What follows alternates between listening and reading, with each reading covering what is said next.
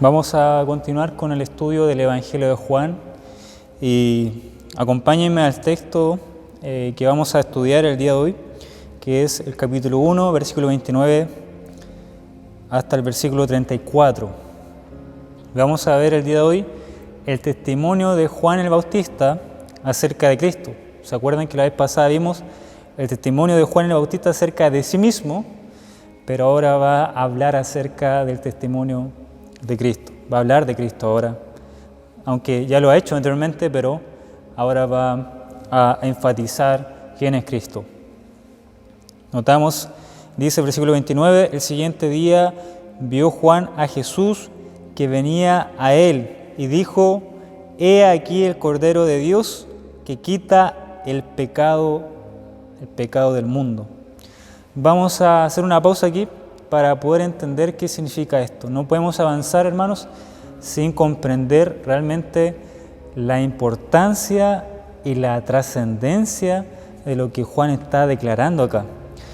Dice el texto que el siguiente día vio Jesús. Juan ha estado predicando, Juan ha estado bautizando, Juan ha estado cumpliendo su ministerio y es probablemente, porque lo vamos a ver después, es que Juan ya ha bautizado a Jesús. En otras palabras, ya vio a Jesús, ya conoce a Jesús. Y acá es Jesús cuando se aparece, otra vez pasa por ahí donde Juan está, y Juan hace esta tremenda declaración. Dijo: He aquí el Cordero de Dios que quita el pecado del mundo. Esa palabra he aquí está en el texto original, está en modo imperativo. ¿Qué significa eso? Que Juan está exhortando a la gente, pero mandando a la gente a que mire a Cristo. Literalmente puede significar miren a Cristo, o sea, miren ahí, miren dónde está Él. Es decir, quiere que toda la atención del público en el cual él estaba bautizando y que estaba predicando, quieren que se centre en Cristo. Pero notemos esta gran declaración, dice: He aquí el Cordero de Dios que quita el pecado del mundo. Quizás usted ha escuchado muchas veces esta declaración y quizás ya se lo sabe de memoria, pero hermanos, esto tiene mucho significado. Es muy profundo lo que Juan está diciendo aquí. Vamos a ver un poco esto. Dice el Cordero de Dios. ¿Qué significa? Que Jesús es el Cordero de Dios. ¿Qué está diciendo Juan con esto? En primer lugar, Juan está haciendo referencia a los sacrificios judíos. Sabemos que Juan es judío, está hablando a un público judío, por tanto esta referencia estaba directamente referida hacia ellos, a ese público. Cuando la gente escuchó que Jesús es el Cordero de Dios, al tiro se le vino a la mente los sacrificios continuos que el pueblo de Israel hacía a lo largo de toda su historia y lo seguían haciendo en este momento, que se sacrificaba continuamente. La gente llevaba un cordero y animales para ser sacrificados en el templo. Antes era en el tabernáculo y eso era para cubrir los pecados, para estar a cuentas con Dios. Pero Juan dice que Cristo, Jesús, el que estamos mirando ahora, es el Cordero de Dios, el sacrificio de Dios. Bien. También con Cordero se está refiriendo al sacrificio pascual, como señala Éxodo 3. Ese relato, si ustedes lo buscan, pero ahí ahí encontramos ese cuadro, ese relato, cuando el pueblo de Israel estaba en Egipto y ya Dios había mandado diferentes plagas, y la última plaga que iba a mandar a Egipto era la muerte de los primogénitos. Y Dios da órdenes a su pueblo que tenían que hacer un sacrificio, tenían que sacrificar a un cordero y tenían que, con la sangre del cordero, por así decirlo, marcar los dinteles de las puertas, ¿sí? El marco de la puerta tenía que estar rociado en sangre y después tenían que comer ese cordero. Lo que el Señor está haciendo a través de eso era proteger al pueblo, a las familias en cada casa, protegerlo de la muerte y del juicio que iba a hacer Dios para con Egipto. ¿Sí? Esa plaga, ese juicio de Dios para con los hijos que son primogénitos. Y vemos que fue el Cordero el cual protegió, dio salvación a los hogares, al pueblo de Israel, y después se empezó a celebrar cada año lo que se le llama la fiesta de la Pascua. ¿Sí? La fiesta de la Pascua. ¿Qué significa Pascua? Significa, en hebreo es Pasaj, que significa pasar por alto. En otras palabras, es cuando se conmemora cuando Dios pasó por alto, ¿qué cosa? Los primogénitos de los israelitas, pasó por alto el juicio por ellos. ¿Por qué pasó por alto? Porque estaba esa marca de este cordero, y por eso continuamente los israelitas, después que ya llegaron a la tierra prometida, tenían que recordar continuamente que este cordero había salvado de ese juicio y que Dios había pasado por alto el juicio hacia ellos gracias a este cordero. Entonces cada año se conmemoraba esta fiesta de la Pascua, ¿sí? Así que esto tiene mucha connotación, hermanos, es mucha connotación específicamente para el pueblo de Israel. También es probablemente que Juan se está refiriendo con toda probabilidad a las profecías del Antiguo Testamento, específicamente a la profecía de Isaías 53, que habla explícitamente que el siervo de Jehová, es decir, el Mesías, el ungido de Dios, tenía que venir, pero para sufrir y para expiar el pecado del pueblo. Y creo que ahora me acompañen a Isaías 53. Lo notamos muy claro esto. Vamos a leer el versículo 3, noten. Isaías 53 dice: despreciado y desechado entre los hombres. Es una clara alusión a Jesucristo. Despreciado y desechado entre los hombres, varón de dolores, experimentado en quebranto, y como que escondimos de él el rostro, fue menospreciado y no lo estimamos. Ciertamente llevó él nuestras enfermedades y sufrió nuestros dolores. Es como que este siervo sufriente iba a ponerse como sustituto por las personas, iba a sufrir por las personas. Y nosotros le tuvimos por azotado, por herido de Dios y abatido. Iba a ser herido por Dios. ¿Notaron? Versículo 5. El propósito de sus heridas, mas el herido fue por nuestras, ¿qué cosa? Rebeliones. Molido por nuestros pecados. Molido por nuestros pecados, el castigo de nuestra paz fue sobre él, y por su llaga fuimos nosotros curados. Todos nosotros nos descarriamos como ovejas, cada cual se apartó por su camino, mas Jehová, fíjense, esta declaración sublime, mas Jehová cargó en él el pecado de todos nosotros. Cuando antes hacía sacrificios, era como que el que iba a presentar el sacrificio tenía que poner la mano en el animal, como transfiriendo el pecado al animal, porque la paga del pecado, dice la Biblia, que es muerte. Tiene que haber alguien que muera por el pecado de uno. Y en el Antiguo Testamento morían los animales en vez de la persona. Y el pecado mío era transferido a los animales y el animal pagaba por mis rebeliones. Y exactamente aquí en Isaías 53 está hablando de eso, que el siervo sufriente, que iba a ser una persona, que iba a ser el Mesías, de hecho, iba a hacer ese sacrificio, ese cordero de Dios que iba a cargar con el pecado de todos nosotros, dice aquí. Dice el versículo 7, angustiado, él y afligido, no abrió su boca. Como cordero fue llevado al matadero, y como oveja delante de sus trasquiladores, enmudeció y no abrió su boca. Hermanos, este capítulo es súper hermoso este capítulo. Ahí usted lo puede leer completamente. Versículo 10, voy a saltarme unos versículos, pero dice, con todo esto Jehová quiso quebrantarlo, sujetándolo a padecimiento, cuando haya puesto su vida en expiación por el pecado. Esa palabra expiación significa de una ofrenda que quita el pecado, ¿sí? Y verá linaje, vivirá por largos días, y la voluntad de Jehová será en su mano prosperada. Y bueno, es un hermoso texto que no lo podemos estudiar aquí en este momento, pero aquí lo que yo quiero apuntar es que claramente aquí se está refiriendo de aquel Mesías que iba a ser alguien que iba a sufrir en primera instancia, que tenía que padecer por el pecado del pueblo como un cordero, en silencio, y un cordero perfecto. Bien, entonces esto que Juan está diciendo tiene un impacto profundo en la audiencia. Dice, no es de hombre.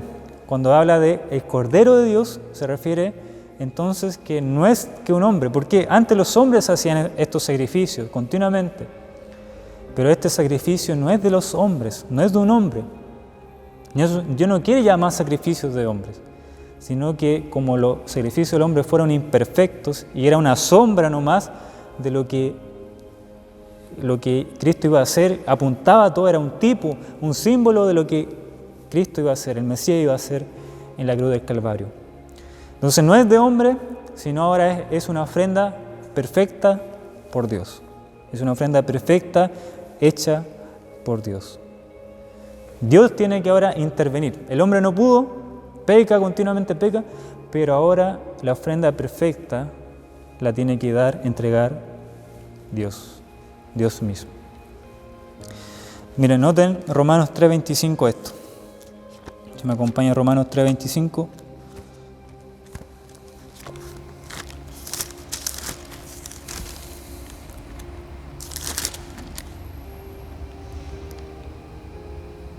Dice, a quien Dios puso, hablando de Cristo, la redención de Cristo, dice, a quien Dios puso como propiciación. ¿Qué significa eso? ¿Por qué tiene que haber un sacrificio? Porque Dios está airado contra el pecador. Pablo ya lo había dicho en el capítulo 3, que no hay ninguno bueno, no hay ninguno justo, no hay quien busque a Dios. Dice Romanos 3 claramente, la depravación del hombre. El hombre está totalmente corrompido en sus pensamientos, en lo que dice, en su corazón, en cómo actúa. El hombre no quiere el Evangelio, aborrece a Cristo. ¿Sí? Pero Dios ahora, sabiendo que el hombre no puede con sus fuerzas humanas, Él tiene que intervenir y por eso Él ofrece esta ofrenda, como dice, que es una ofrenda para propiciar. Esa palabra significa aplacar su ira. Es una ofrenda que aplaca su ira. ¿Por qué tiene que ser una propiciación? ¿Por qué tiene que aplacar su ira? Porque Dios está enemistado contra el hombre, porque Dios va a dar un juicio sobre el hombre, va a castigar, porque Dios es un Dios santo y que aborrece el pecado y que Él ha decretado, ha hecho un juicio que toda la gente que no confiesa que Cristo es el Señor, que no confiesa, que no cree en el Evangelio, va a tener un juicio eterno de condenación en el infierno y pagar ahí por sus pecados. ¿Sí? Entonces Dios está enojado contra el impío. ¿Cómo lo sabemos? Esto en el capítulo 1, Pablo lo ha dicho en Romanos. Por ejemplo, dice,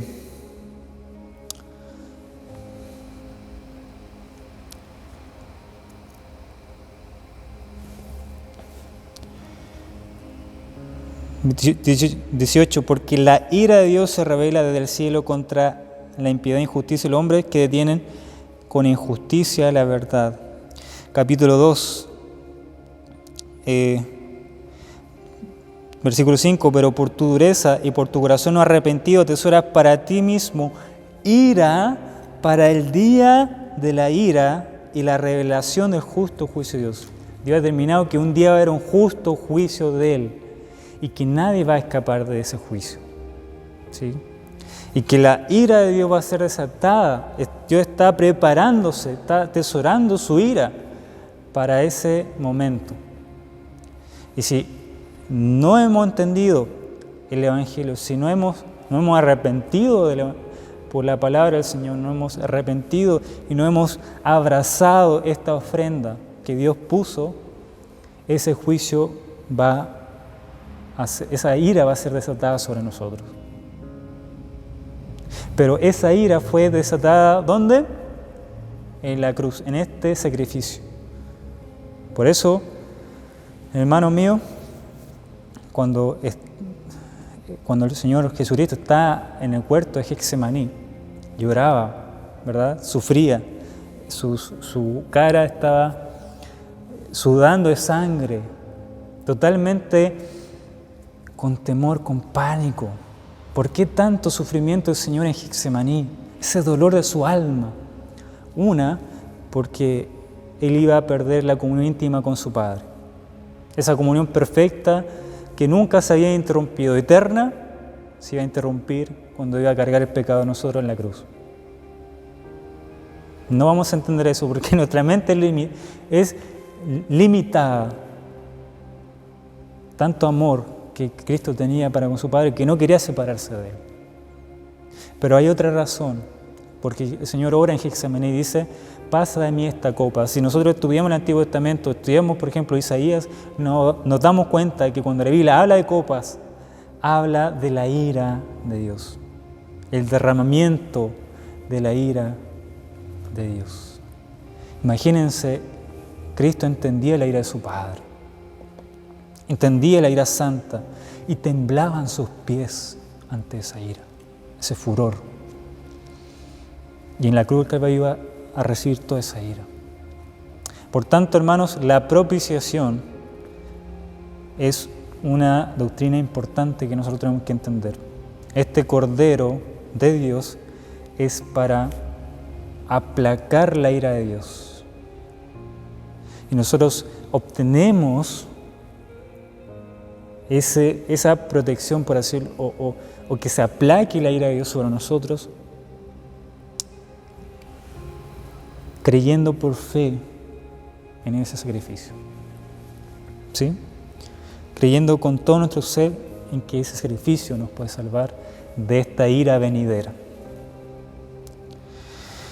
Bien, dice el versículo 25, a quien Dios puso como propiciación por medio de la fe en su sangre. Ahí está. Tengo que creer genuinamente en la fe en su sangre, no una fe intelectual, no una fe religiosa, sino una fe realmente de corazón, creyendo que esa sangre es mi única salvación y no hay nada más.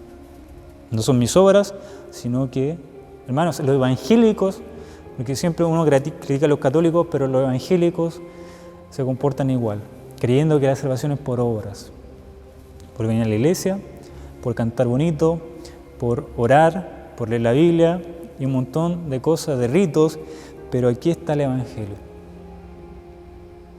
La única salvación se obtiene por medio de la fe en Cristo. La única, por la fe en la sangre de este Cordero, para manifestar su justicia a causa de haber pasado por alto en su paciencia los pecados pasados. ¿Quién le impulsó a hacer esta ofrenda? Su gran amor, su gracia, porque, hermanos, Dios, ¿en qué le beneficiaba? ¿En qué le beneficiaba en ver a su Hijo hacer esta ofrenda? Podía condenar a todos y sería 100% justo.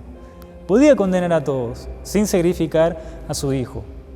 Por eso la Escritura dice, este amor excede todo conocimiento. El amor de Cristo, que Él se despojó para venir a sufrir, para venir a morir, sobrepasa todo entendimiento. ¿Sí? Impresionante, hermano. No podemos captar en su inmensidad. Debemos luchar para poder comprender un poco esto, los bordes de Dios, como dice Job. Me encanta esa parte de Job cuando dice que lo que tenemos revelado en la Escritura y lo que tenemos revelado en la creación, la majestad de Dios, son los bordes. Son los bordes de Dios. Es decir, hay todo un océano de la grandeza de Dios, del carácter de Dios, que nuestra mente finita no lo va a comprender. Pero debemos luchar para conocer los bordes, incluso, de Dios.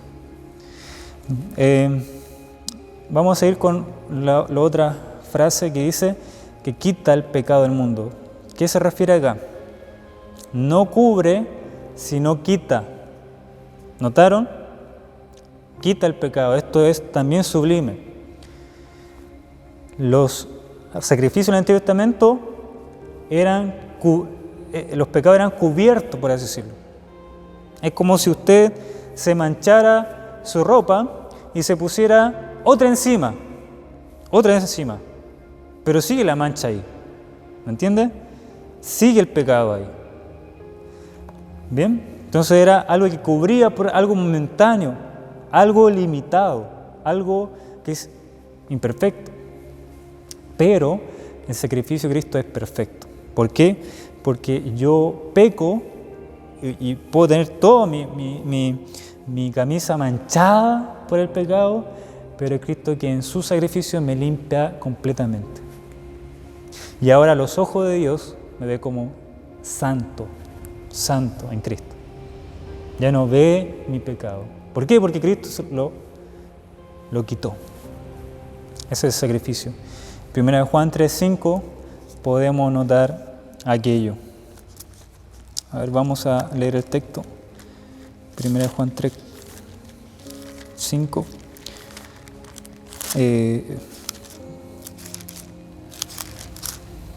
Juan 3:5 dice: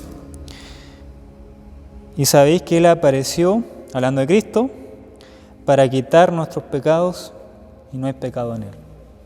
En otras palabras, Él que fue perfecto, fue Cordero perfecto, nunca pecó Cristo, y la cruz del Calvario que hizo, cuando nosotros creímos en esa cruz, esa justicia de Él, esa perfección de Él, esa impecabilidad, por así decirlo, es transferida a nosotros, cuando nosotros creemos en eso. Es una transacción.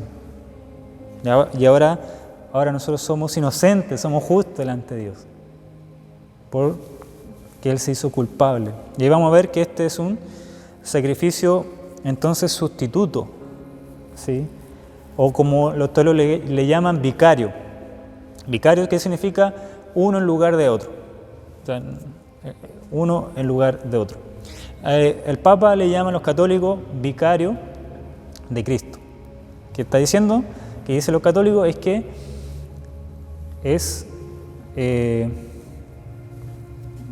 Papa es el representante de Cristo. Es decir, uno en lugar a otro.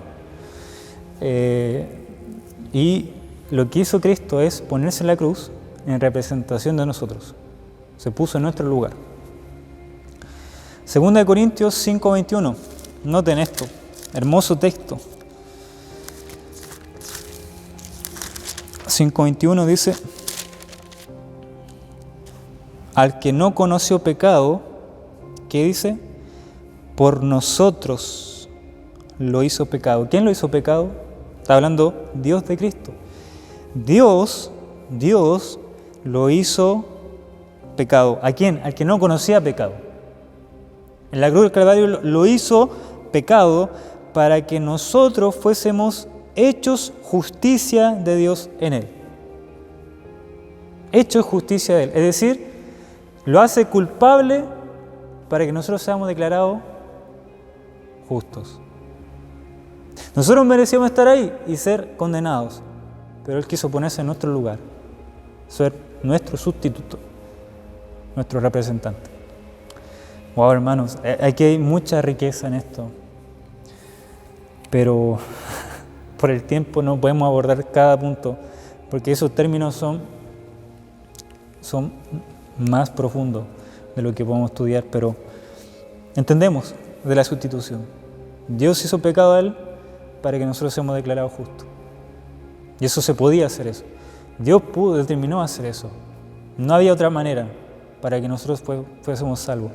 No podríamos nosotros justificarnos por nuestras obras, sino que vino Dios hecho hombre para Él cumplir la ley que nosotros no pudimos cumplir.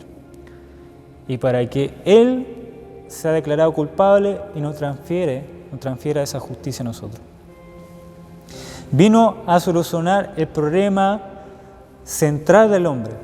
Recuerdan que los judíos están esperando, y tienen mucha razón, están esperando un rey que los liberara de la esclavitud de Roma, del Imperio Romano. Querían un Mesías rey que gobernara sobre todas las naciones, y que impusiera su liderazgo, viniera con toda pompa y poder, como la Biblia, las profecías del Antiguo Testamento lo dicen. Pero la gente no entendía que primero este rey tenía que venir como cordero, y tenía que venir como alguien que iba primero a solucionar el problema principal del pueblo de Dios, de Israel y de todas las naciones, sino que era renovar el corazón del hombre, cambiar el corazón del hombre. Hermanos, para que nosotros estemos en el reino justo de Cristo, no podemos, ¿cómo lo puedo decir? Cristo no puede hacer alguna modificación de nuestra vida, sino nos tiene que cambiar totalmente para que nosotros podamos lograr estar en este reinado de justicia, que Cristo lo va a implantar en la tierra en su segunda venida. Así que los judíos veían la segunda venida, pero no vieron que primero Cristo tenía que venir como cordero para solucionar el problema principal de ellos, que era su enemistad con Dios, su pecado, y que después Cristo iba a venir a establecer, a constituir su reinado en la tierra, ¿sí? Su reinado glorioso, hermano, porque ya Cristo no va a venir como un cordero, sino que va a venir como rey, y el rey ya está reinando en su trono, pero eso se va a manifestar de manera visible en la tierra en su segunda venida. Gloria al Señor por eso. Así que están esperando, por eso lo rechazaron, ¿verdad? Lo rechazaron a Jesús, porque dijeron, no es el que nosotros esperamos. Pero Cristo vino a solucionar el problema central del hombre, y lo hace en el día de hoy.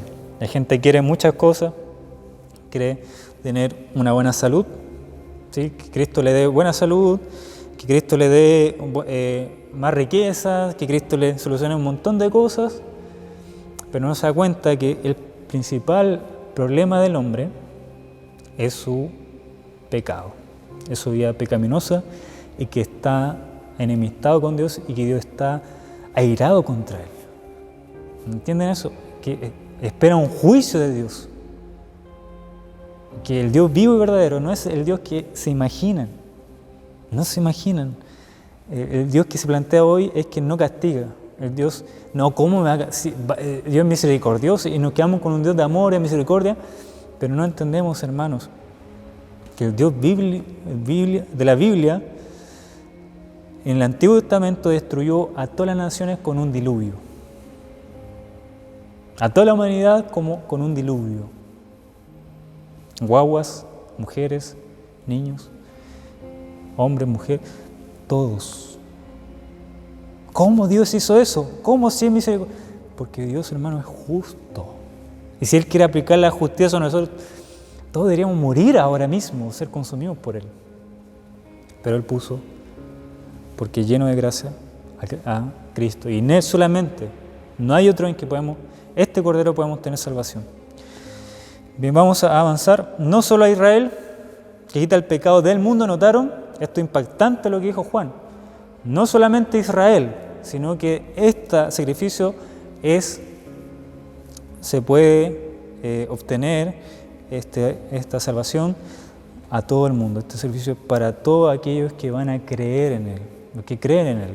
Puede ser de cualquier nación, de cualquier etnia, no solamente de Israel. Y para eso es impactante esto lo que Juan está diciendo. Bien, vamos a pasar, vamos a ver algunas cosas acá para avanzar, que esta declaración es tremenda, si se dan cuenta, de Juan, y realmente debemos tener en nuestro corazón, porque tenemos que explicar esto al hombre. Ya está el Evangelio, si se dieron cuenta, resumido. Debemos explicar esto al hombre, que Cristo es el Cordero de Dios que quita el pecado del mundo.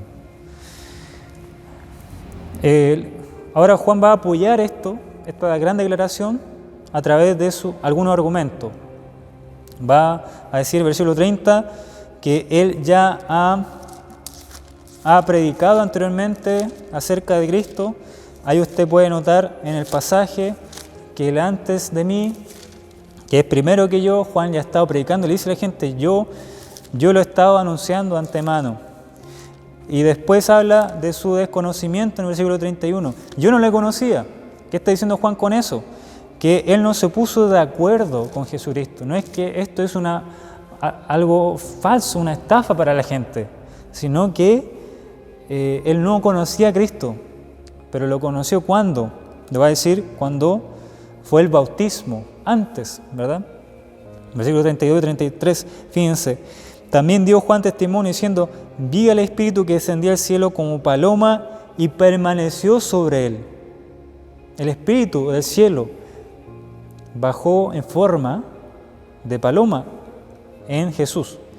Y eso fue trascendente para Juan, porque él estaba bautizando y vio que esa paloma bajó en un hombre. ¿Y cómo sabe que ese hombre era el Mesías? Versículo 33. Y yo no le conocía, pero el que me envió a bautizar con agua, es decir, Dios, Jehová, aquel me dijo, le reveló esto, sobre quien veas descender el Espíritu y que permanece sobre él, este es el que bautiza con el Espíritu Santo. ¿Sí? O sea, la señal de Juan para saber, ver quién es Jesús, qué hombre, porque sabía que era un hombre, pero qué hombre de lo que él bautizaba era el Mesías, la señal que va a tener Juan es que la forma de paloma, el Espíritu en forma de paloma, se iba a posar en ese hombre y permaneció sobre él. Y Juan quiere apoyar esta idea, es decir, ese Jesús, el que va caminando allá, ese es el Cordero de Dios. ¿Por qué? Porque el bautismo, la paloma que se posó en él, fue la confirmación de Juan. Versículo 34, ¿qué más nos dice? Y yo le vi y he dado testimonio de que este es el Hijo de Dios. Yo lo vi, fui testigo ocular de lo que ocurrió, tengo la certeza y ahora yo doy testimonio de que Él, esa persona que se llama Jesús, es el Hijo de Dios. Es el Hijo de Dios, el Mesías prometido y el Dios hecho hombre, el Verbo de Dios. ¿Sí? Entonces dice, ahora conozco quién es y yo predico de que Él, a ellos tienen que seguir. Y después en el versículo 35 vamos a ver cómo los discípulos de Juan, aquellos que se habían bautizado con Él, aquellos que seguían su enseñanza, ahora ya van a ir donde Cristo porque ya lo conocen, ya lo vieron, quién es el Mesías. Antes no lo habían visto. Juan predicaba, pero no había visto a Jesús. Pero en el bautismo lo vio. ¿Bien? Bueno, hermanos, que el Señor nos ayude a comprender esto, su palabra, y realmente deleitarnos en nuestro Señor Jesucristo y en esta salvación que nos ofrece, y que tenemos si es que hemos creído en este Cordero que quita el pecado del mundo. Vamos a orar. Gracias, Padre, por su palabra.